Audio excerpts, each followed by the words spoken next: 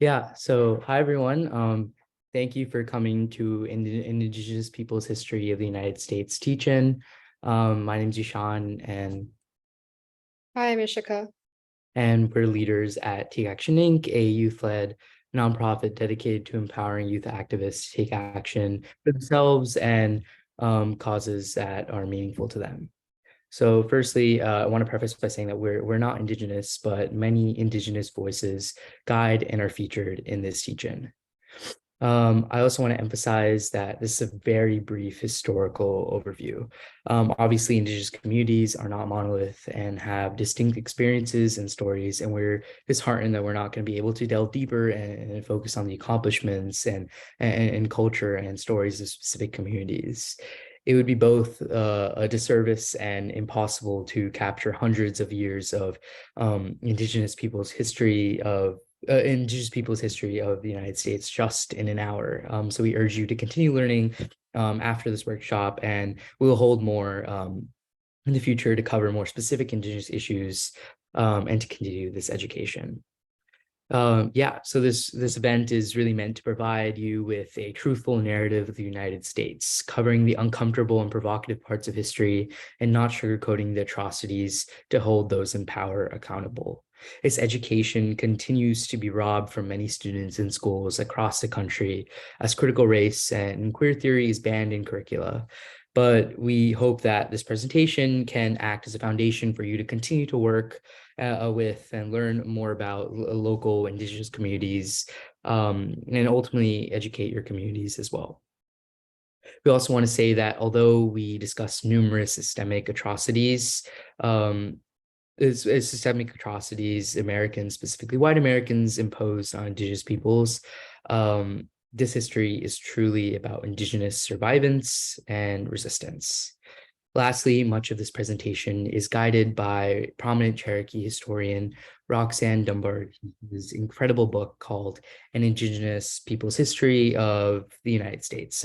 We highly recommend this read. This presentation and the contemporary discipline of history and Indigenous history would not be possible without her. So we thank her a lot for helping to educate us.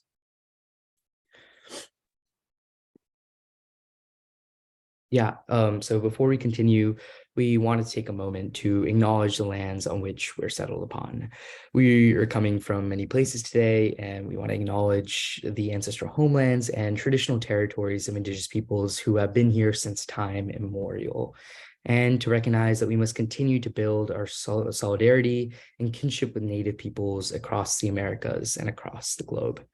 I acknowledge the Indigenous peoples and nations, including the Nanticoke, Lenape Nation, Powhatan, Lenape Nation, Ramapo Lenape Nation, Brotherton peoples, and intertribal folks have stewarded through generations the lands and waterways on what is now the state of New Jersey, which is where I reside.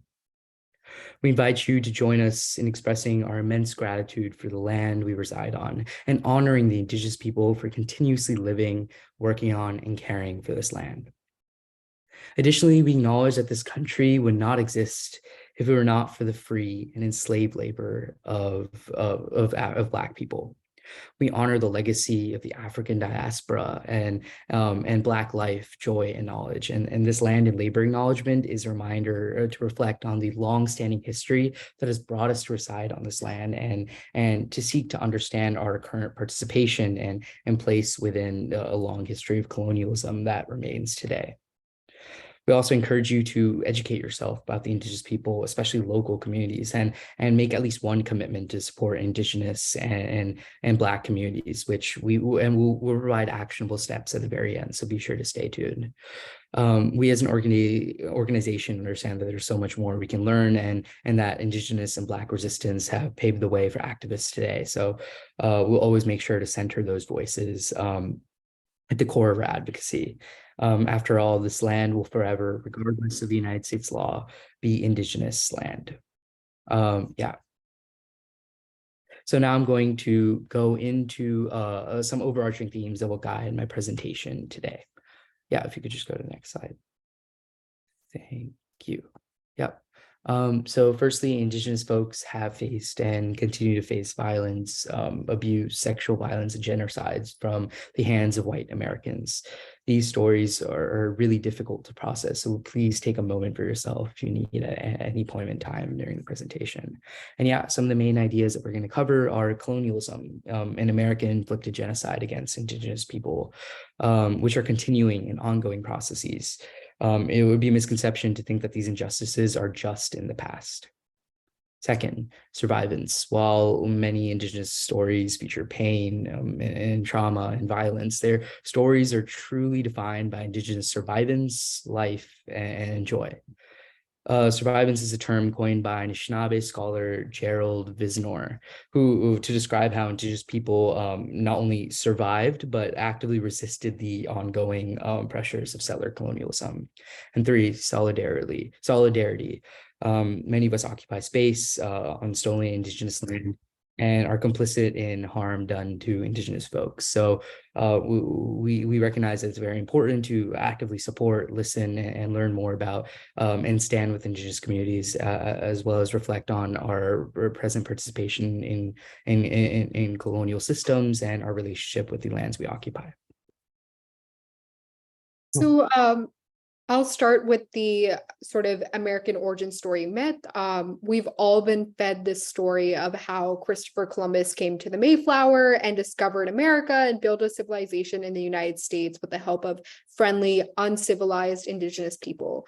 I know I was definitely fed this like elementary school, middle school, and if you have also encountered the story, please feel free to put that in the chat as well. So this false dominant narrative continues to fill our textbooks, guide our holidays, nationalism, and national identity. But an alternative and truthful and more complete narrative of United States history can be captured through the settler colonial framework, which Roxanne Dunbar-Ortiz uses. Since the settler colonial framework allows us to go beyond this romanticized consensus national narrative, it gives us a complex, honest, and complete understanding of American history and a critical lens to hold the United States and ourselves accountable for injustices against Indigenous people.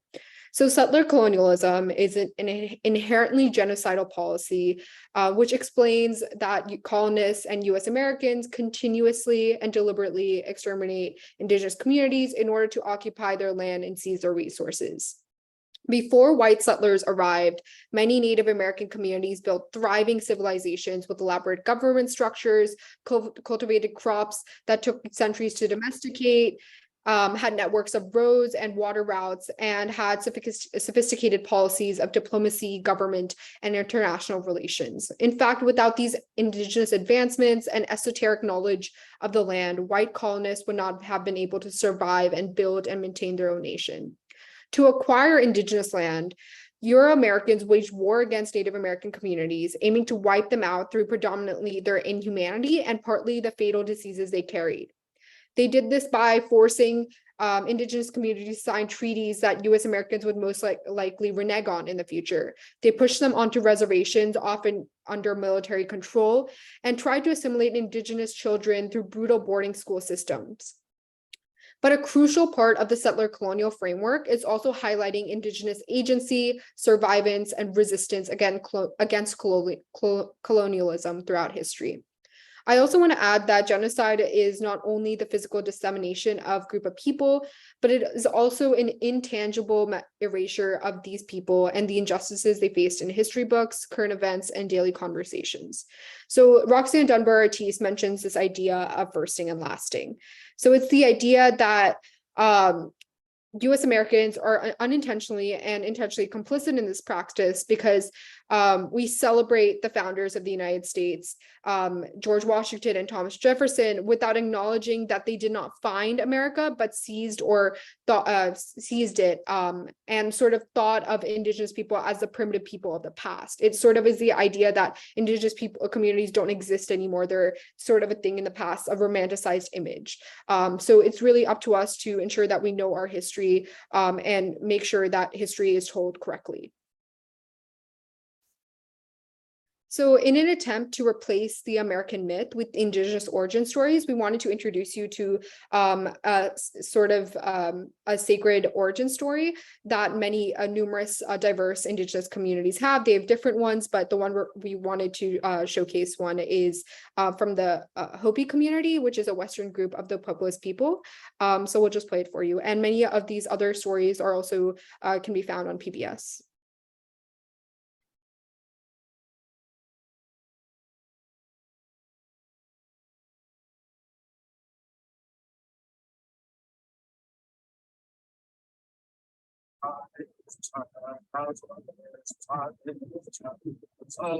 Is sound coming through? Yeah, we can hear. Thank you.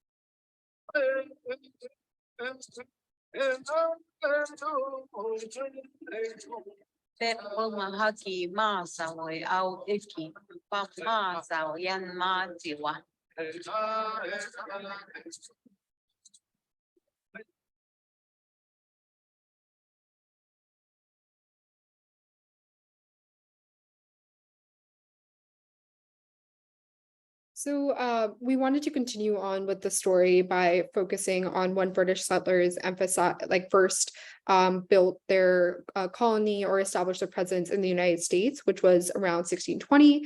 In 1620, the Plymouth colony was founded, and the establishment of this colony led to the spread of smallpox in Pequot fishing, led to the spread of smallpox in Pequot fishing and farming communities, which greatly reduced Indigenous populations in the area.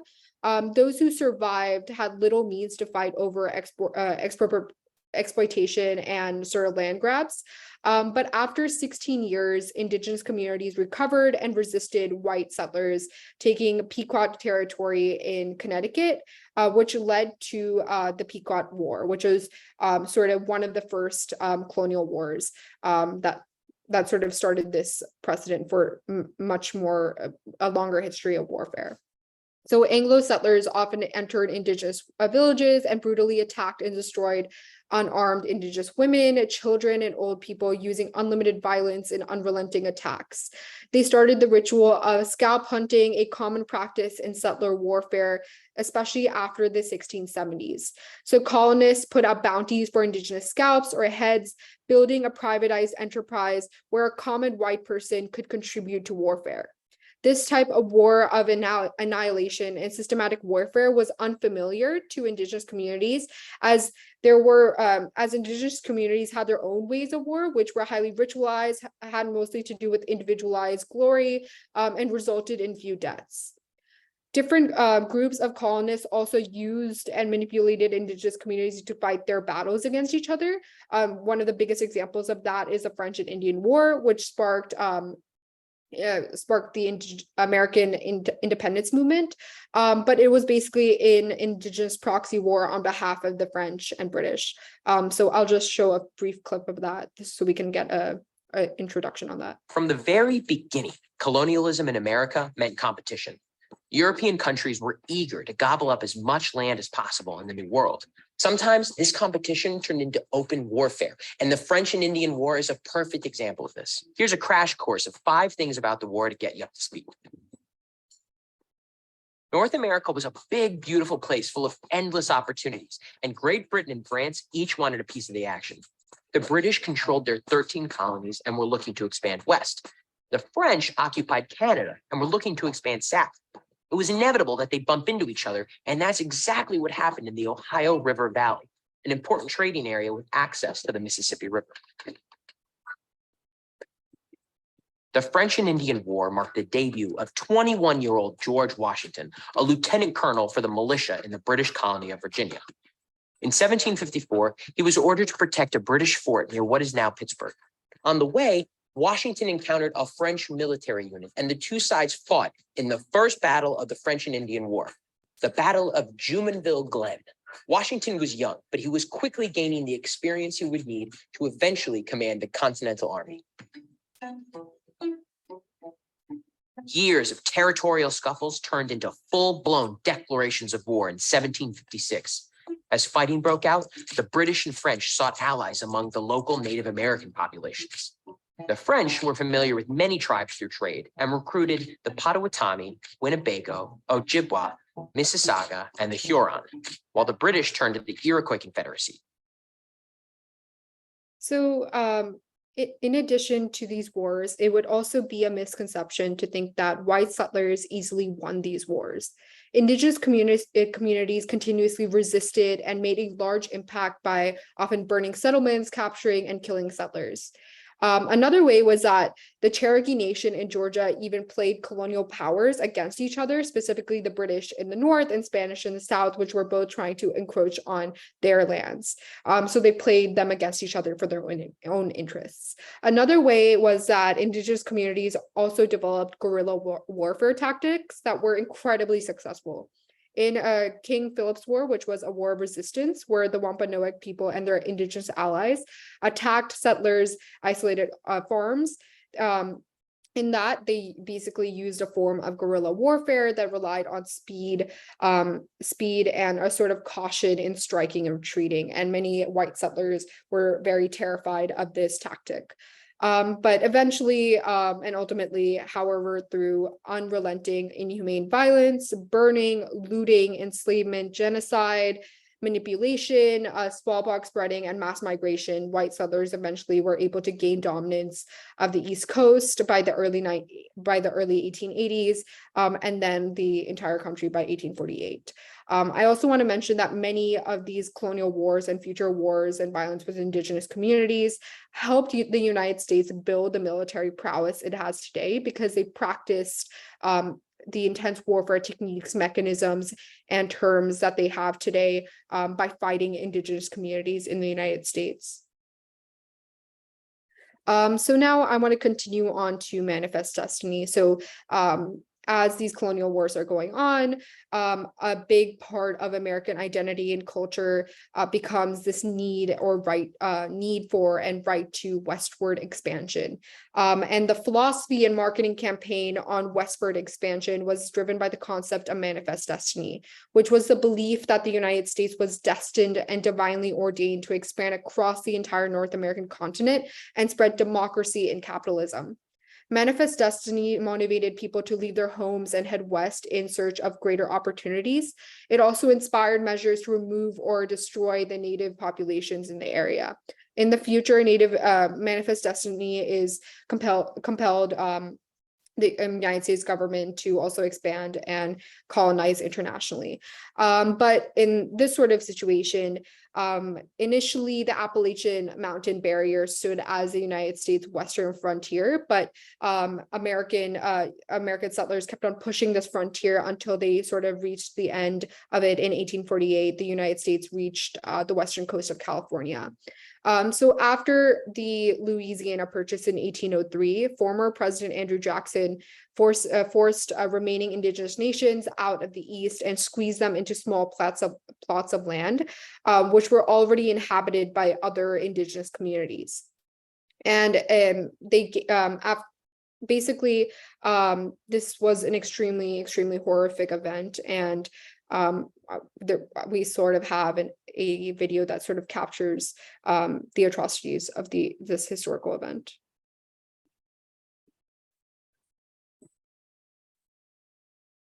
The promises of the United States government were that if the Cherokees, Creeks, the Choctaws, the Seminoles, the Chickasaws could somehow assimilate ways of living that were more like their white neighbors, that they could be the political and social equal of their white neighbors. Literally, Thomas Jefferson once assured the Indian leaders in a speech that he believed they could become the equal of white people. You will unite yourselves with us, President Jefferson said. Join our great councils and form one people with us, and we shall all be Americans.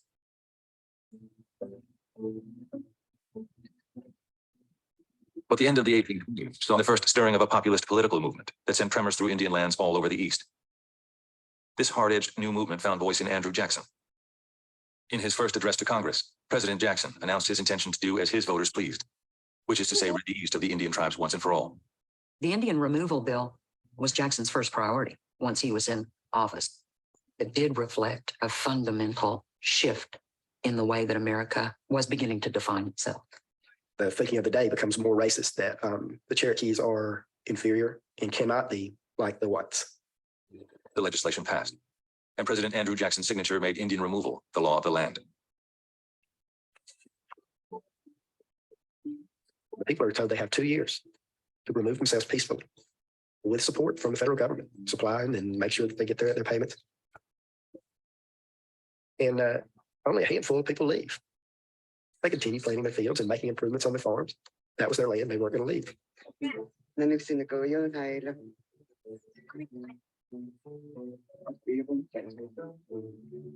For the vast majority of the Cherokee people, removal was not an option. It just was not. They couldn't comprehend removal. They couldn't comprehend that a handful of people signing a piece of paper would be enough to remove them from their homelands.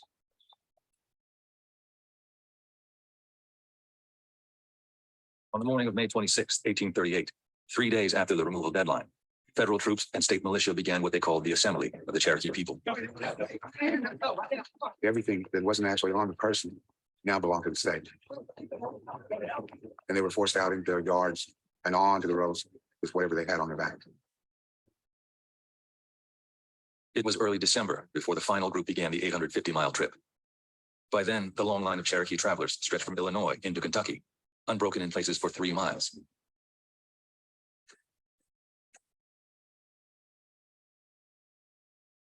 No one could have predicted that one of the hardest winters in memory would strike that year. A New Englander passing through western Kentucky noted the sad procession. 2,000 people, sick and feeble, many near death. One woman was carrying her youngest child who was dying in her arms. The Indians buried 14 or 15 at every stopping place. The United States gained a lot of land, but a loss for the American government is the blemish, the stain it places upon our national honor. What we did in the 1830s to the Southeastern Indians, it's ethnic cleansing.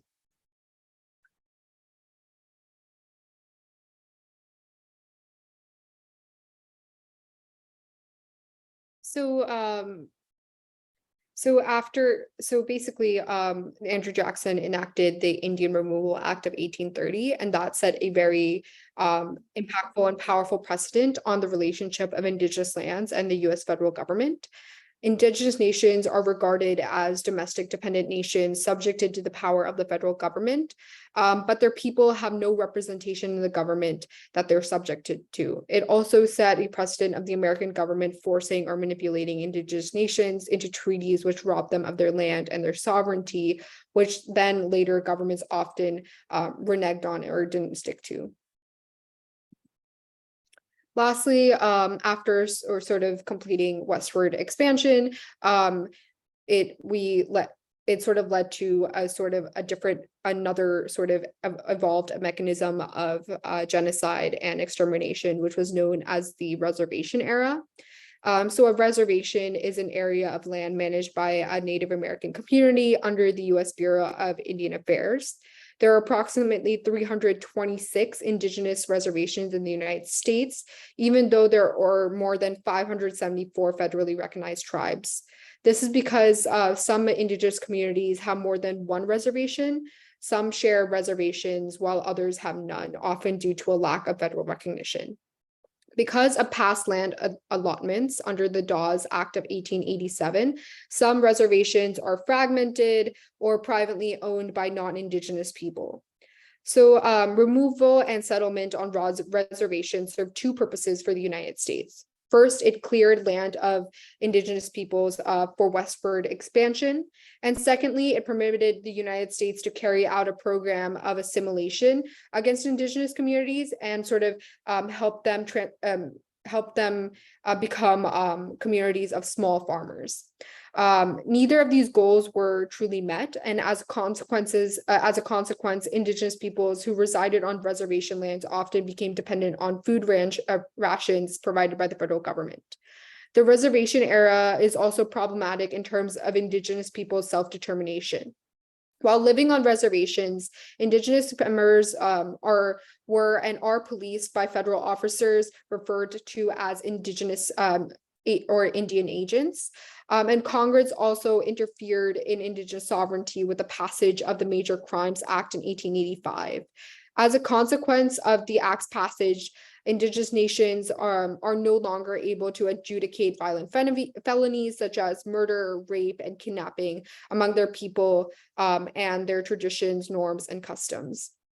I also want to discuss blood quantums in relation to reservations, which is a strategy used by the government and Indigenous communities to authenticate the amount of Native blood a person has by tracing individual and group ancestry. Non-Native people have devised this way to define Native American identity by a degree or affiliation to a tribe in their family ancestry. The amount a person has is measured in fractions such as 1/4 or 1/2 in the 18th century. The notion of blood quantum is a US colonial and a racist mechanism, and is a way to sort of end reservations because treaties often included a clause where a certain number of Indigenous people needed to be living on them. So it continuously acts as another mechanism of genocide. It also was aimed to prohibit interracial marriages and to keep people deemed Native American out of public offices or on reservations. Many Native nations, including the Navajo Nation and the Turtle Mountain Band of Chippewa people, still use blood quantums as a part of their citizenship requirements. Yeah, thank you so much. Just before we continue, I wanted to welcome, I know welcome a couple people who just joined. So yeah, thank you all for coming to Indigenous Peoples History of the United States teach-in. We're Take Action Inc., a youth-led nonprofit, and the goal of this event is to provide a truthful narrative of the United States and its atrocities in relation to colonial genocide, settler colonial genocide, covering the uncomfortable and provocative parts and dismantling more romanticized notions such as those of Thanksgiving and Pocahontas. And yeah, and we feel it's very crucial because this education continues to be robbed of students as critical race and queer theory is banned in curricula. But yeah, so continuing on with the history with boarding schools. So yeah, as another predatory tactic in the 18th and 19th centuries, Anglo-Americans started to set up boarding schools. And while the name suggests more of a benign initiative, that it's nothing but that, the boarding school's ultimate purpose was to kill the Indian in him and save the man, which sorry, I think someone. The boarding schools ultimately the kill the Indian in him and save the man, which military officer Richard Henry Pratt said when making one such boarding school called the Carlisle Indian Industrial School in Pennsylvania. Anglo-Americans would forcibly remove Indigenous children from the reservations, and the children were forced to cut their hair and give up their traditional clothing.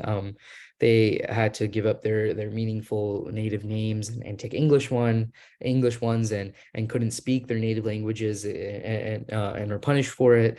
And they had to give up their traditional spiritual practices for Christianity, since a lot of these boarding schools were run by missionaries. And ultimately in places that looked and functioned more like prisons, boarding schools were another measure to remove Indigenous people from their land and forcibly assimilate them to American ideas and to teach them vocational skills like agriculture, carpentry, and printing, so that they could ultimately serve the American workforce.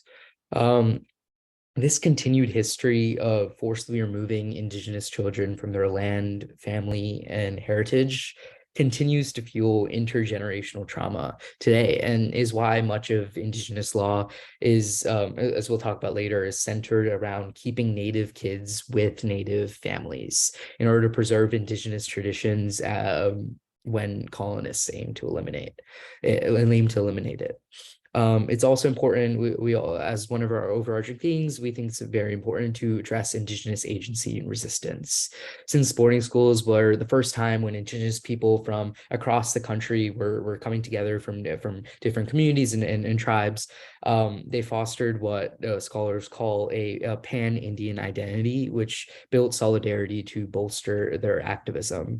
In fact, Indigenous leaders are today reclaiming the locations of boarding schools that have since been shut down, and using those spaces to teach Indigenous children their native tongues and heritage, which an example, and ultimately flipping the script. And an example is highlighted in the right image, where Michigan and Anishinaabe leaders work to reclaim the culture that was erased at boarding schools. So yeah, next. Yeah, like with the reclaiming of once oppressive boarding schools, we wanted to highlight how this history is filled with moments of Indigenous survivance. I mean, in fact, just seemingly existing is an act of resistance to America's active campaign for Indigenous extermination. However, here are a few specific, powerful Indigenous resistant movements that we found especially compelling. In 1969, activists began a 9-month occupation of Alcatraz Island, just off the coast of San Francisco. And the occupiers' lists of demands included the return of Alcatraz to Native Americans and sufficient funding to build, maintain, and operate an Indigenous cultural complex and a university. Just a few years later, in 1973, about 250 Sioux people, led by members of the American Indian Movement, which is a very prominent Indigenous activism movement during that time, they converged on South Dakota's Pine Ridge Reservation, launching the famous 71-day occupation of Wounded Knee. And this occupation was set on an impoverished village that was the same impoverished village that was the site of the 1890 Wounded Knee Massacre, which is where a bunch of government military members massacred Indigenous people. And so not only was this occupation an attempt to reclaim that land, but also spread a global attention to the unsafe living conditions and generations of mistreatment from federal and local agencies. The occupation is still hailed as one of the American Indian movement's greatest successes. And bringing the conversation to more contemporary times, in 2016, Standing Rock Sioux Nation opposed the Dakota Access Pipeline, launching one of the greatest organizing efforts to protect land, human and tribal rights and the future of this planet. On April 1st, tribal citizens of the Standing Rock Lakota Nation, Ally Lakota, Nakota, and Dakota citizens founded a spirit camp along the proposed route of the oil pipeline. The Spirit Camp is dedicated to stopping and raising awareness about the Dakota Access Pipeline, the dangers associated with it, and the dangers associated with spills, and in order to protect the water resources of the Missouri River. The Dakota Access Pipeline was proposed to transport 450,000 barrels per day of crude oil from North Dakota to Illinois. And because the pipeline would cross over the Glala, Like the most disrespectful part of that is you see like largest if aquifers he called him in the trash or world. something like that, at least he's like acknowledging him as the rapper. But he said Yeah, so because the Dakota Access Pipeline crossed over the Glala Aquifer, which was one of the largest aquifers in the world, and it crossed the Missouri River twice, which is the longest river in the United States, the possible contamination of the water sources made the Dakota Access Pipeline a national threat and a climate issue. We urge you to learn more at the Sacred Stone Camp website, and stay up to date with news, as this is an ongoing fight, at the Indian Country Today Media Network and Democracy Now. Take Action Inc. also had the privilege of interviewing numerous Dakota Access Pipeline activists in an extensive study. And this information is synthesized in a podcast and transcript on our website, so be sure to check that out as well. Yeah, so recognizing that Indigenous oppression and colonialism is ongoing, and that the current battles of Indigenous communities are rarely highlighted in school curricula, we wanted to talk about some current issues that Native communities face. One is a lack of prosecution of crimes against Indigenous people.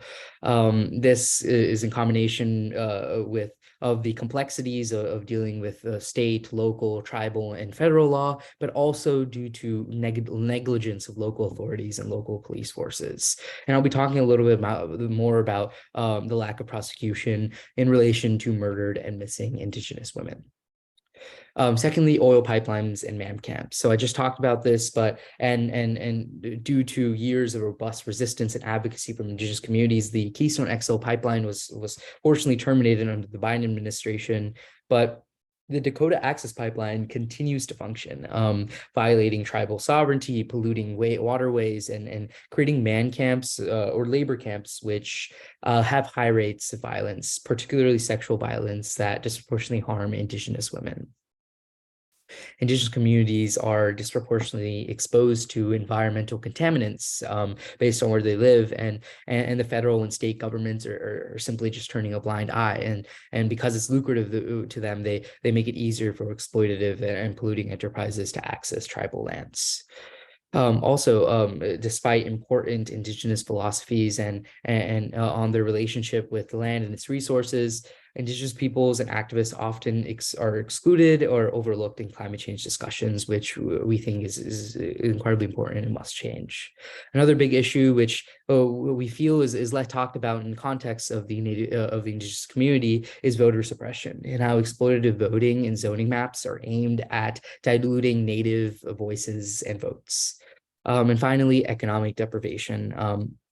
Indigenous communities disproportionately suffer from poverty today thanks to years of colonial oppression and theft. So yeah, I'm going to hone in on one ongoing battle, which is murdered and missing Indigenous women. The disproportionate number of missing and murdered Indigenous women, girls, and Two-Spirit people is incredibly alarming. And for those of you who don't know, Two-Spirit people are Native peoples whose gender identity lies outside of the binary and is closely tied to their spirituality. So murder, according to a recent study, murder is the third leading cause of death for Native women. The National Crime Information Center has reported 5,712 cases of missing American Indian and Alaska Native women and girls recently.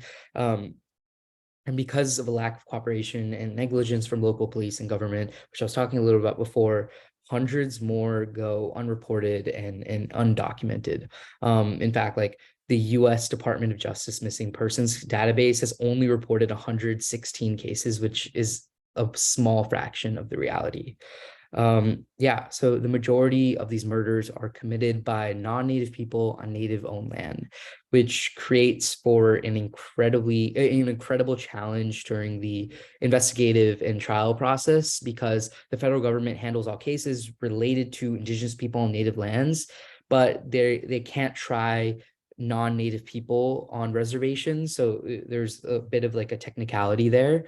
And ultimately, a lack of communication combined with jurisdictional issues between state, local, federal, and tribal law enforcement make it nearly impossible to begin or follow through with the investigative process, meaning many Indigenous women's voices are never heard and often never achieve justice. To combat the silence of the media and law enforcement in the midst of this crisis, Native people have started the murdered and missing Indigenous women movement with a red hand over one's mouth as their symbol.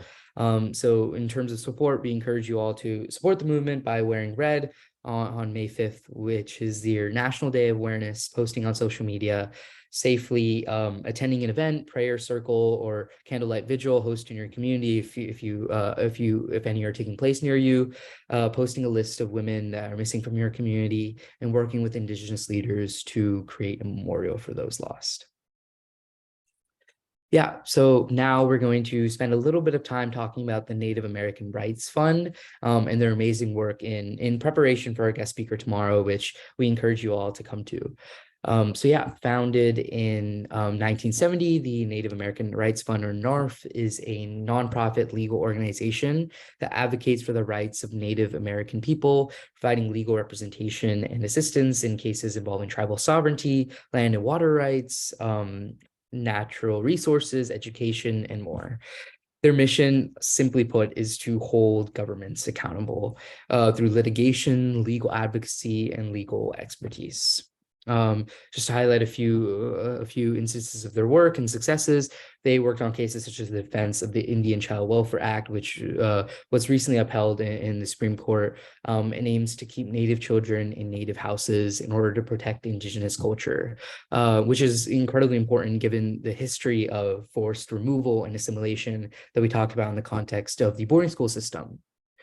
They've also worked to protect Bear Ears' national monument designation in Utah and ensure that this land continues to be used to provide food, medicine, cultural items, and house ceremony sites for Native people. NARF is currently working to protect Indigenous land and water from encroaching crude oil pipelines, which we talked about before, and also redraw oppressive and gerrymandered voting zones that aim to dilute and silence Native voices. We encourage you all to take a look at their website and news page especially. So ultimately, we're really grateful to have Mr. Dahlin Maybe speak to us tomorrow, who is the Assistant Director of Development at NARF, not only to talk to us about his amazing work with NARF, but also his own personal advocacy and how he's used art in his activism. And yeah, as I said before, we encourage you all to come and hope that this teach-in can provide the historical and systemic context for his talk tomorrow. But before we end, we wanted to take some time to cover the recent wildfires in Maui, and express our sincere condolences for those lost and devastated, especially the Indigenous people, since the fires have burned much of Lahaina, which is an important cultural and historical epicenter. It is no doubt that the sheer magnitude of these wildfires is a product of climate change, but we wanted to introduce another nuance, which is colonialism's role in exacerbating these wildfires, which is often overlooked but equally important. So invasive species like guinea grass were introduced to Hawaii by 19th century white settlers who forcibly shifted the land away from indigenous practices of resource management and mutual aid and towards large-scale exploitative agriculture to generate capital for their empires. And a 2021 study confirmed that the prevalence of these non-native, highly flammable plants, thanks to colonialism, have contributed to the frequency and strength of these wildfires. And on the other hand, plants native to Hawaii have been shown to be beneficial in limiting wildfires.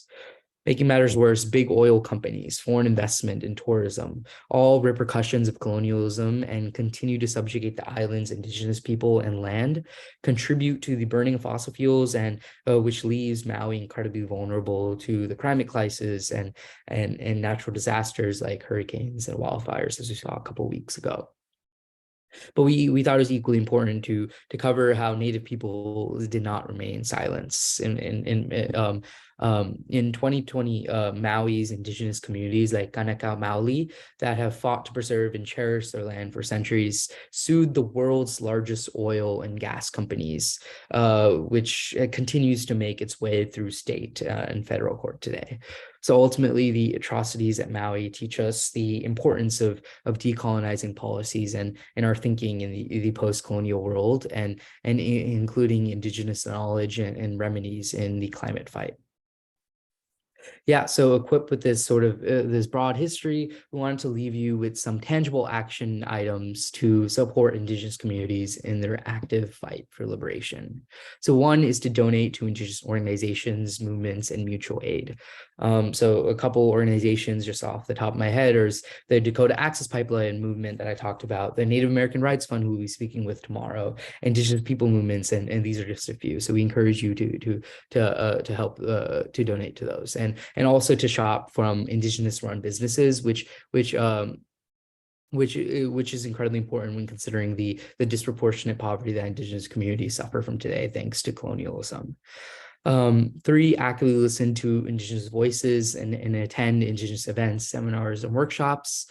Yeah, we've learned from the Wounded Knee occupation to Maui to boarding schools that Indigenous people are incredibly resilient and have been on the forefront of activism from climate change to other incredibly important social justice issues. So listening to their voices, which is incredibly important, and also volunteering and interning with Indigenous organizations, and 5, educating yourself about our history of settler colonialism, our complicity within it, and the lands we occupy. We urge you to learn more about your local Indigenous communities and cultures and get involved with them.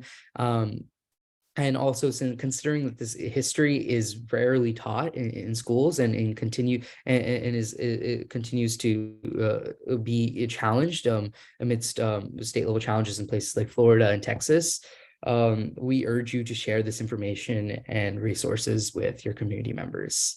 And finally, support Indigenous rights, public policy, and Indigenous sovereignty and land back efforts. And we urge you to stay educated. So paying attention to court cases, policies, and campaigns, and do what you can to support them, including phone banking, signing petitions, and contacting policymakers. And we'll be sure to send you an extensive list of education, action resources after this workshop. And we'll also be uploading this presentation onto our website. So yeah, again, thank you so much for coming to our presentation, and we'd like to open up for questions now. Feel free to put your questions in the chat or just unmute yourself. But also in the meantime, I want to really emphasize the importance of really putting your attention towards Maui and ensuring that you can try to donate a little bit if you can, or support in any way possible. There's many ways you can do that. And our Instagram, our website has amplified some ways to do that, but we'll also make sure to follow up after this workshop to include some other ways to do that too.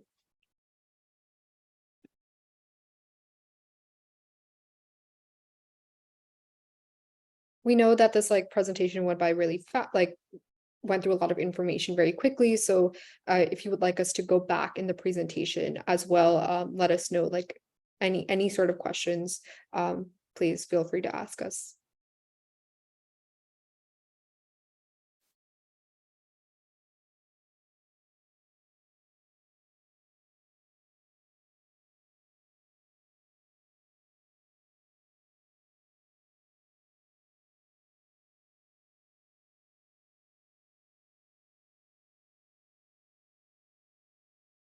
Are there sort of any other topics that you feel you would like us to go deeper on, maybe in future events, or certain issues, current topics that we brought up today that you feel you would like to discuss even more in the future?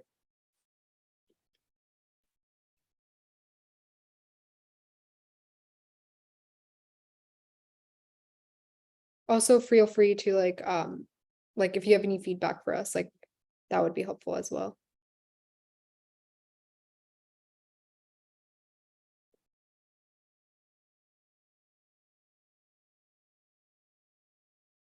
Also, we can put our emails in the chat as well if you're more comfortable with emailing your question.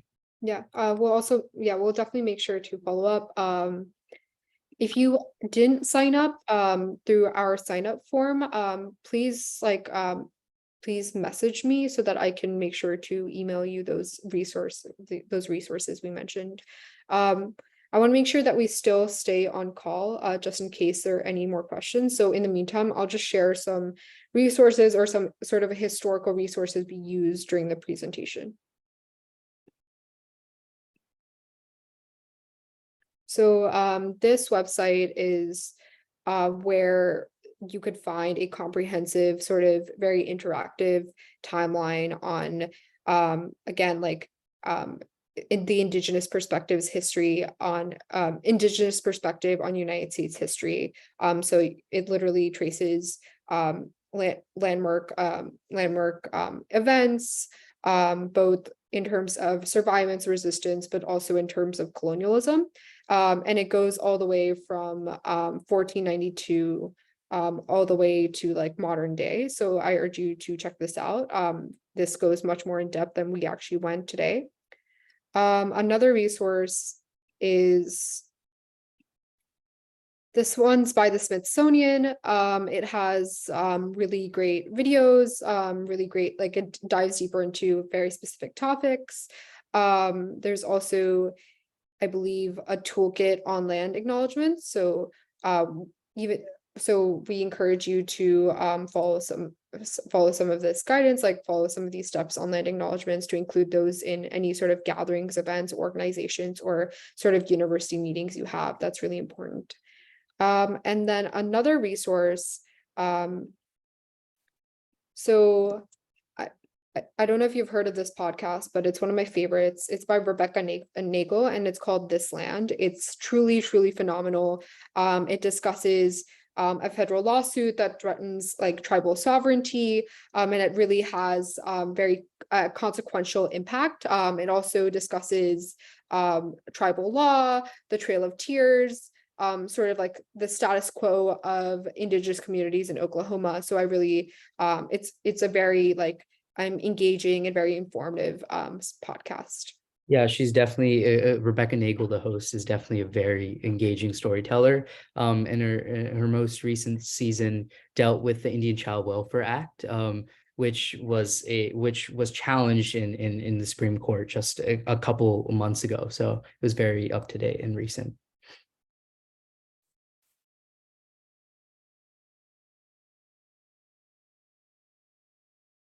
So we see one question about blood quantums and NARF.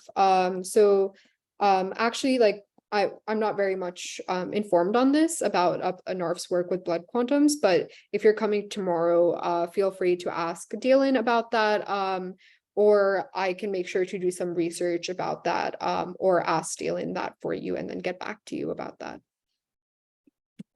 Yeah, thank you so much. And just as another resource, we mentioned this in the beginning, but for those who might have missed it, the Indigenous Peoples History of the United States by Roxanne Dunbar-Ortiz really helped guide our presentation today, and is an amazing read. So if you're interested in reading, we'd really recommend that book. And we can put in the chat as well.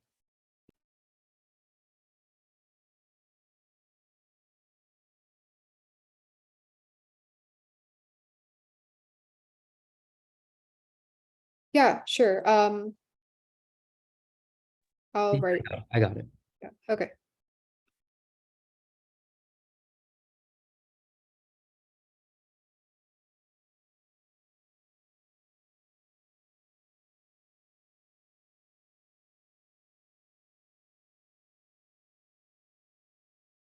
So while Ishan is putting that in the chat, I'll just put other resources in the chat just for the time being, but we'll make sure to give you a comprehensive list of all of these things that we mentioned in the future.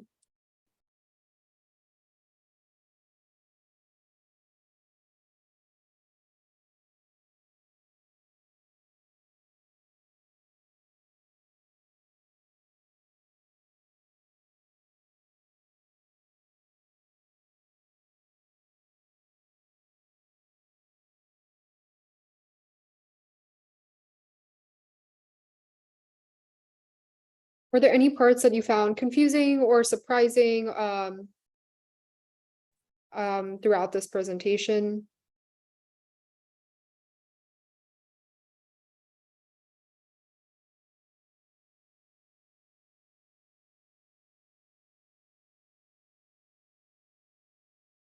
We also wonder like whether much of this history was covered in your like education system, because like I know that much of this like history that I covered today, I had to do a lot of research on.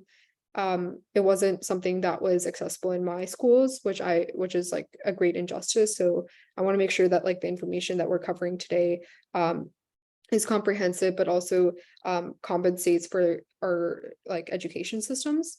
So like let us know if like if some of this history was covered in your school, which is incredible.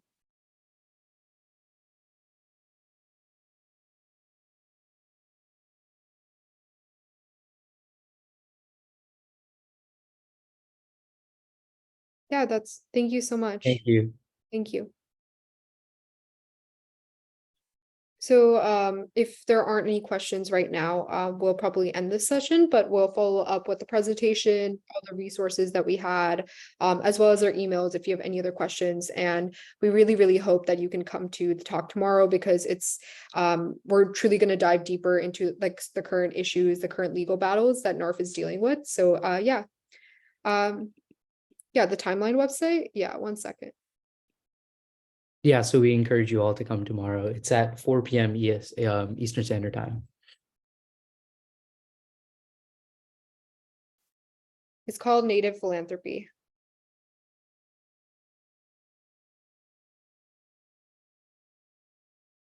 Great.